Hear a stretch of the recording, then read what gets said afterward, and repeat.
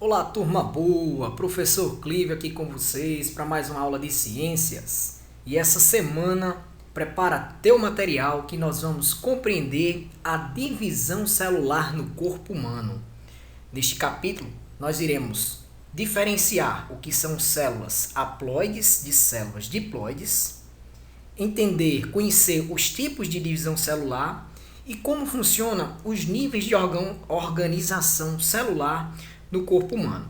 Queremos aqui abordar a mitose como processo de produção de células somáticas, abordar também a meiose como processo de produção de gametas e conhecer os níveis de organização do corpo humano no processo de união de células a formar tecidos e construir órgãos, formar todos os sistemas até entendermos num processo anatômico mais complexo a organização, ou seja, o organismo humano. Então prepara teu material, teu lápis, teu caderno, teu livro, abre no capítulo 3, na página 31, que nós vamos começar. Ela atua na renovação de células que morrem, no desenvolvimento do organismo, no crescimento e na regeneração de células que sofrem algum tipo de lesão, como diz aí o conceito, né? Então, além de ser um meio de produção do organismo unicelular, como uma bactéria, uma ameba, e pode ser também um meio de originar outras células gametas responsáveis pela reprodução sexuada, como você vê aí nas imagens na tela. Podemos distinguir as células de duas maneiras, quanto ao número de cromossomos existentes em seu núcleo. E se ela possui apenas um cromossomo de cada tipo, é designada como haploide, chamada de haploide. Caso haja 2 cromossomos de cada tipo, ela é classificada, designada e chamada de diploide. Então vamos entender essa história de célula haploide e célula diploide, como está aí na tela. Cada espécie tem um número determinado de cromossomos, né? Por exemplo, o gato tem 38, o cachorro tem 78, um chimpanzé 48, um camundongo tem 40, o feijão tem 22, o cavalo tem 64, um gorila tem 48, um pepino tem 14 cromossomos, o mamão tem 18, a borboleta 380. Mas a espécie humana, em cada célula da espécie humana, há 46 cromossomos. 46 cromossomos, repito. No entanto, duas delas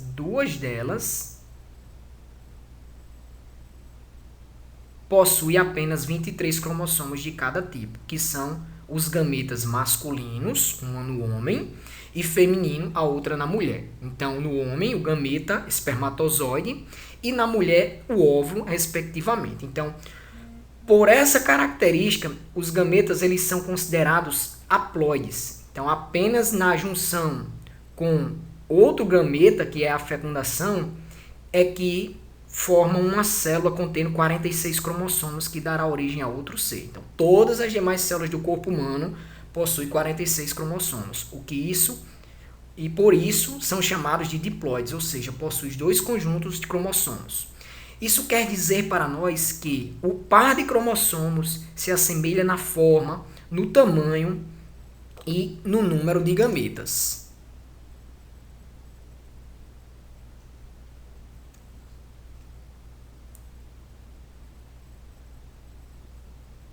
Todos os pares são compostos por um cromossomo paterno e um materno, como você pode ver aí na tela. Nós temos 46 pares de cromossomos, 23 pares de cromossomos, 46 no total.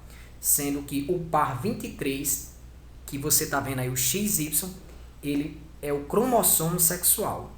Nesse caso, como ele é representado pelo X e o Y, isso aí é o genoma, o mapeamento genético de uma célula masculina. Se fosse uma feminina, teria ao invés do Y um outro X aí no par 23, certo? Vamos entender agora os tipos de divisão celular.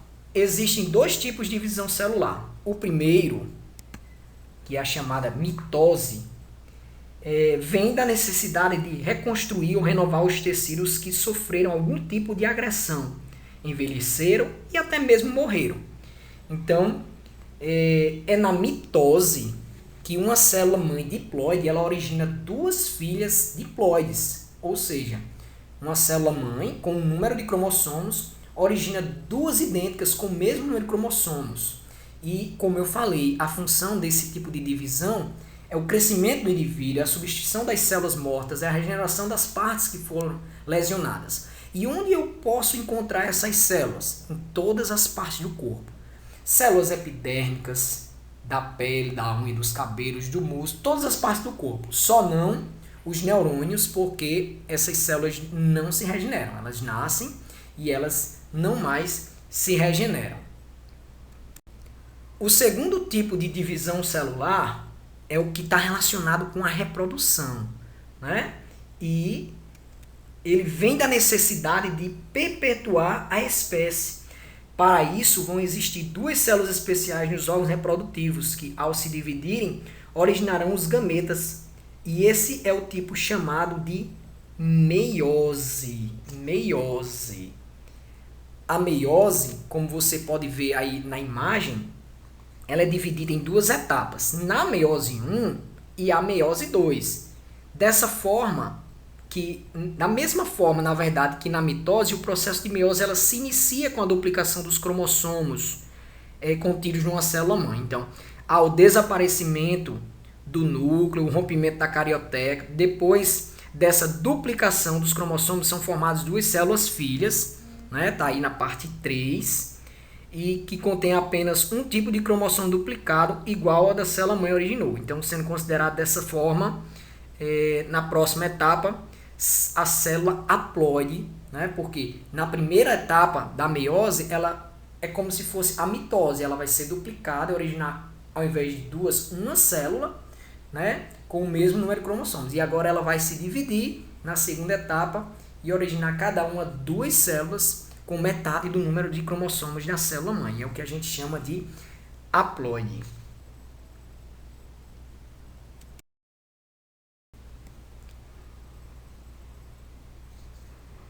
A meiose ela é um processo de divisão celular ligado à reprodução. Então, durante o desenvolvimento do feto e após o nascimento, algumas células do corpo elas são designadas para exercer a função reprodutiva. As células reprodutivas, que eu já falei aqui, gametas, ela tem apenas metade da quantidade de cromossomos que as outras células do corpo possuem. Então, no caso dos seres humanos, os gametas possuem 23 cromossomos, enquanto as outras células vão possuir 46. A meiose é, então, o processo pelo qual uma célula diploide mãe, com 46 cromossomos, gera 4 novas células filhas, com metade do número de cromossomos, 23. Então, os gametas gerados diferem da célula-mãe entre si, né? E são as diversas possibilidades de continuação entre a informação genética paterna e materna que viabilizam essa variação genética. Vou falar um pouco aqui, né, sobre a ideia do câncer, né? O câncer que acontece no processo de divisão celular, né? Até mesmo no nosso corpo. Então você tem aí uma célula normal que pode sofrer alterações no DNA dos genes, ou seja, uma mutação genética. As células cujo material genético foi alterado passam a receber comandos errados para suas atividades. As alterações podem ocorrer em genes especiais, denominados proto-oncogenes, que a princípio são inativados em células normais, e quando ativados os proto-oncogenes transformam-se em oncogenes responsáveis por malignização ou cancerização, como a gente conhece, né, das células normais. Então, resulta assim em células cancerosas. Essa divisão descontrolada vai formar uma massa de células conhecida como o tumor, né, popularmente. E se o tumor apresentar características especiais como a invasão de outros tecidos, dizemos que é um tumor maligno, e nesse caso pode ser chamado de câncer. Então, o câncer que eu quero dizer aqui para vocês é caracterizado por genes defeituosos que controlam o desenvolvimento anormal de células e se dividem descontroladamente, certo, gente? Invadindo outros tecidos e criando vasos sanguíneos para a sua nutrição. Então, acaba que sendo um processo natural, digamos assim, por falha, né? Por alterações no DNA, nos genes, e aí nesse processo de divisão celular acaba que originando as células cancerígenas.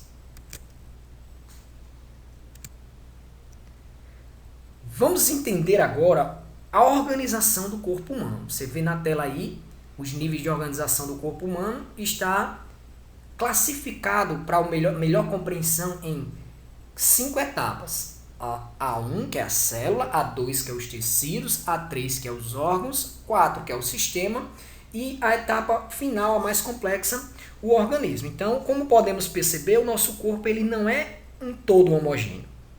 Ele não tem uma mesma forma em toda a sua extensão. Nós somos formados por trilhões de células e cada uma delas realiza uma função específica em nosso corpo. Então, do mesmo modo que podemos dividir o corpo em várias partes, nós também podemos dividir as células, como nós já aprendemos, em vários grupos. Assim, as células responsáveis pela respiração, outras responsáveis pela produção de urina, outras responsáveis pela formação dos músculos e etc. Então, o corpo humano, só para você ter uma ideia, ele possui mais de 220 bilhões de células. Algumas chegam a viver apenas 1 dia e meio e outras até 5 meses. E como é que a gente vive tantos anos? O resultado disso, de conseguirmos viver tanto tempo, é o processo de mitose, né? O processo de divisão celular que vai recuperando essas células que envelhecem e morrem. Então sabemos que todas as células elas têm origem em uma única célula, que é o zigoto, e durante a gravidez essas células se dividem em 2 outras, que também se dividirão em mais 2 e assim sucessivamente até a formação do bebê. Então, embora todas as células tenham a mesma origem e uma estrutura similar, elas realizam atividades diferentes para manter o organismo funcionando. Então, por esse motivo, durante seu desenvolvimento, as células passam por um processo conhecido por especialização, como você está vendo na tela, ou diferenciação celular, no qual ocorre uma adaptação de suas estruturas às atividades que ela irá desempenhar. Observe na imagem que você tem aí um organismo já constituído com células nervosas, com células sanguíneas, com células musculares, mas para se chegar aí nessas células específicas com funções, tiveram que haver um início, e esse início é o que a gente chama de especialização celular, né? Lá no início, lá na multiplicação do zigoto, que essa multiplicação do zigoto nasceu da fecundação do gameta masculino com o feminino. Então, após essa fecundação, houve a multiplicação do zigoto, que houve a formação dos primeiros tecidos, que nós vamos conhecer os 4 tecidos principais humanos a seguir, e a partir do processo do início de especialização celular, que é o processo que permite a formação de células especializadas na execução de determinada função no organismo, é possível agora você ver o organismo como um todo, né? Com tecidos, órgãos e sistemas, cada um especializado numa determinada função. Como você pode perceber, as células com estruturas similares, elas se reúnem para realizar uma mesma função em nível mais complexo de organização, que é o tecido. Né? O tecido, os seres humanos, eles possuem 4 tipos de tecidos principais. Então, na verdade, os tecidos é a organização de células semelhantes e de maneiras, de diferentes formas em grupos, desempenhando uma função determinada. Só para você... Os 4 principais tecidos humanos que existem, aí em cima é o tecido epitelial, no canto superior esquerdo. Abaixo você tem o tecido conjuntivo. Voltando para o canto superior central da tela, o tecido muscular. E logo no canto superior direito, o tecido nervoso. Então, os 4 principais tecidos humanos são tecido epitelial, tecido conjuntivo, tecido muscular e tecido nervoso. Perceba o termo tecido conjuntivo nesse tipo de tecido. Ele é o conjunto de outros tecidos, como o tecido ósseo, o tecido sanguíneo e o tecido cartilaginoso. Ainda está faltando aí o tecido gorduroso nessa imagem. Vamos conhecer o primeiro tipo de tecido, né? Que é o tecido epitelial, que é a camada mais superficial do corpo, também chamada de epiderme. Ela é responsável, esse tecido, ele é responsável pelo revestimento das superfícies do corpo e também secreção de substâncias. São exemplos de tecido epitelial a nossa pele, as mucosas que fazem o revestimento interno das cavidades, como boca e nariz, as serosas que fazem o revestimento externo de alguns órgãos internos, como pulmão, coração, órgãos abdominais, e as glândulas que eu falei aqui, né, que são estruturas responsáveis por produzir o quê? Substâncias líquidas como o suor, a saliva e os hormônios. Então você tem nesse tecido a união de células que são chamadas de poliédricas, justapostas, coladas, encostadas umas nas outras, com forma cúbica ou cilíndrica, como você pode ver aí ao lado esquerdo da tela, que permite esse revestimento e essa proteção das nossas superfícies, né? O também chamado tecido tegumentar. O outro tipo de tecido, ou segundo didaticamente falando, é o tecido conjuntivo. Aí você tem uma camada da pele situada abaixo do tecido epitelial, certo? Aí é chamada de derme. Ele é responsável por preencher o espaço entre os tecidos e mantê-los o quê? Unidos. A função dele, na verdade, é promover a sustentação, a proteção e a união de alguns órgãos do corpo. Então você tem aí células separadas umas das outras, porém com a substância entre uma célula e outra presente, que é o que a gente chama de matriz, constituído por água e fibras de proteínas como colágeno e elastina. E um detalhe importante, ele é o tecido mais abundante do corpo. Por ser o tecido mais abundante do corpo, ele forma o maior órgão do corpo humano, que é a pele. Vamos conhecer agora o primeiro tipo de tecido conjuntivo.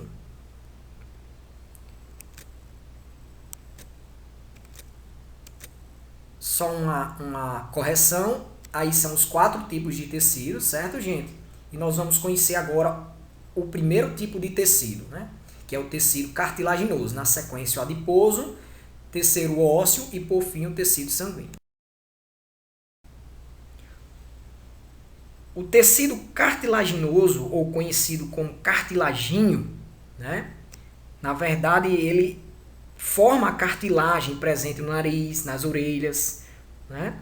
E ele, por constituir a cartilagem do corpo, ele tem a função de dar forma e sustentação. Apresento a vocês o tecido adiposo, ou também chamado de gorduroso. É a nossa reserva de gordura, formado por células que armazenam gordura. Tem a função de reserva de energia, isolamento térmico, sustentação e proteção de alguns órgãos internos, né? Protege contra choques mecânicos. Veja aí um outro tipo de tecido conjuntivo, né? Que é o tecido ósseo. Então, quando forma os ossos para sustentação e proteção, você tem aí um conjunto de ossos. Você tem o esqueleto do corpo, com uma substância intracelular ou matriz óssea sólida, mais dura e mais resistente do que o adiposo, do que o cartilaginoso, porque ele é mais constituído de fibras colágenas, de sais como de cálcio e fósforo, né? Porque ele tem função de consistência e formação do esqueleto, sustentar o corpo e atuar como reservatório de cálcio, né? De cálcio no nosso organismo. E finalizando o tecido conjuntivo, você tem aí agora o sanguíneo, quando forma o sangue, com função de quê? De defesa do nosso corpo, de transporte de oxigênio, assim como também de coagulação. Então, tá aí uma representação na imagem ilustrando as hemácias, que são células sanguíneas, né? Aí a substância intracelular ou matriz ela é líquida, diferente do tecido ósseo, que é sólida, porque você tem um excesso de água, onde constitui o plasma sanguíneo, a água e sais minerais, e também proteínas e outros tipos de células que nós vamos aprender mais lá na frente. O tecido conjuntivo sanguíneo, ele transporta nutrientes, transporta gás respiratório, transporta hormônios e também os resíduos, né, metabólicos, resíduos finais das atividades celulares que nós temos que liberar. Também serve para defender o nosso corpo, porque aí nós vamos ter células, glóbulos brancos, né, que são os nossos leucócitos, os nossos linfócitos, que são as células de defesa. Nós também vamos ter aí as plaquetas ou trombócitos que atuam na coagulação e os glóbulos vermelhos, como eu já tinha apresentado para vocês, chamados de eritrócitos ou hemácias, que vão atuar nesse transporte de gases respiratórios, nutrientes e hormônios também das atividades celulares, certo, gente?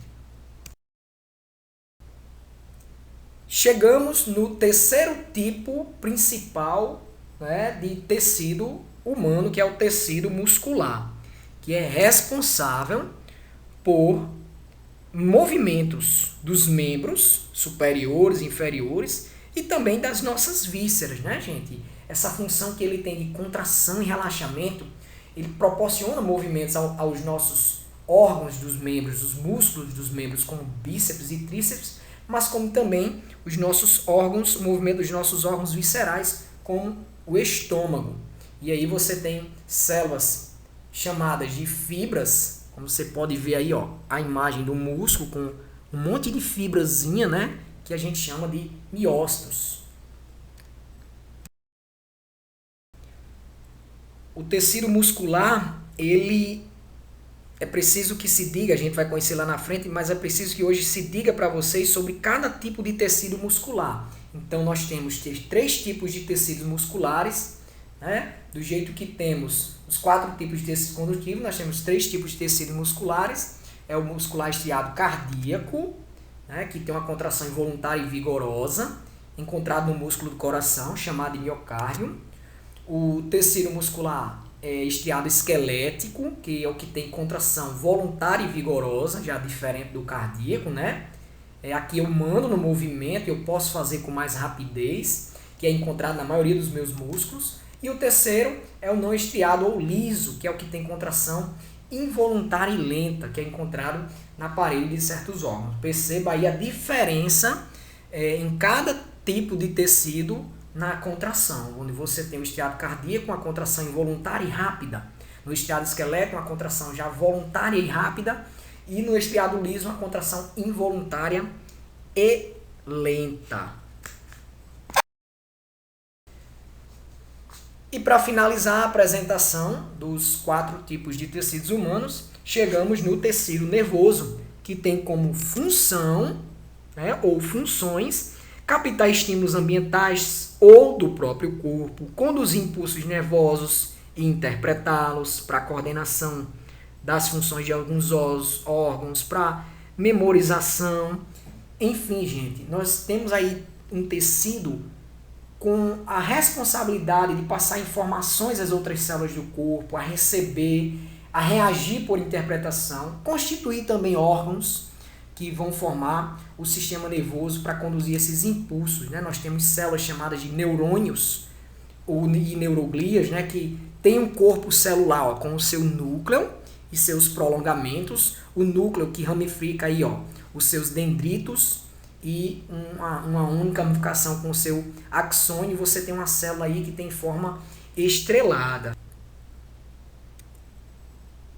Esse tecido ele pode constituir órgãos. Então, os órgãos que são formados pelo tecido nervoso, né, é o cérebro, a medula espinhal, chamada de glia ou fibras, os cordões, né, nervosos, né, que é o conjunto de células que atuam na estrutura do sistema nervoso. Então, aí os principais é o cérebro, o sistema nervoso central e o sistema nervoso periférico, que é o que a gente chama de espinha dorsal ou medula espinhal. Os tecidos, pessoal, por sua vez, eles unem-se em estruturas maiores chamadas de órgãos. Então, um órgão ele é o conjunto formado por um ou mais tecidos diferentes que atuam em conjunto para realizar uma função em nosso corpo. O estômago, o coração, os rins que você conhece são exemplos de órgãos. Agora, o conjunto de órgãos que trabalha de maneira interligada forma um sistema. Dentro do nosso corpo, para você ter uma ideia, há vários sistemas em funcionamento. Veja na imagem: o digestório, o genital, respiratório, cardiovascular, o urinário, o esquelético, o muscular, o nervoso, o circulatório, o linfático, enfim, todos esses sistemas eles trabalham em conjunto, formando o que conhecemos como o nosso organismo, né? Tá aí a imagem, a constituição de órgãos que formam o nosso sistema nervoso, só para você ter uma ideia.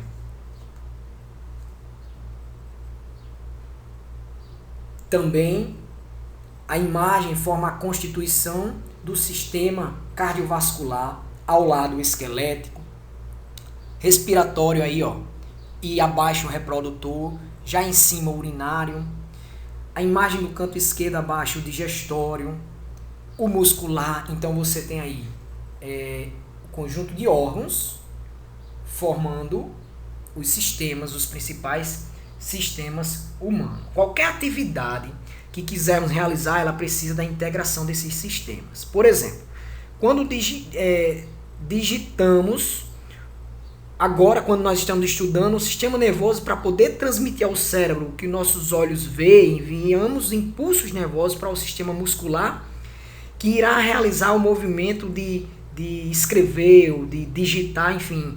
A energia utilizada para essa atividade é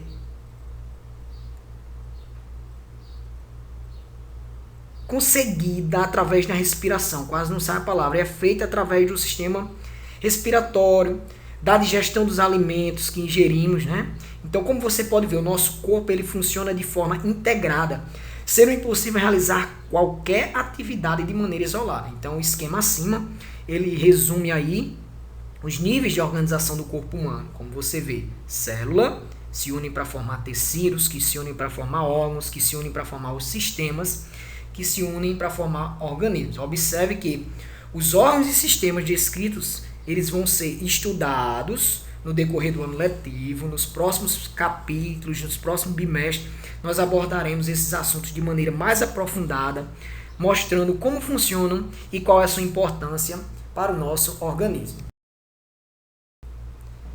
É isso aí, turma boa, chegou a sua vez agora de fazer o seu próprio resumo. É importante que você, a partir de agora, abra o seu livro didático, né, quem ainda não tinha aberto, no capítulo 3, e se debruce da leitura da página 31 a 37, onde você principalmente deverá trazer no teu resumo as células haploides e diploides, os tipos de divisão celular e a organização do corpo humano. Esses foram os 3 objetivos da nossa aula. Eu espero que vocês tenham compreendido. Um forte abraço do professor Clívio.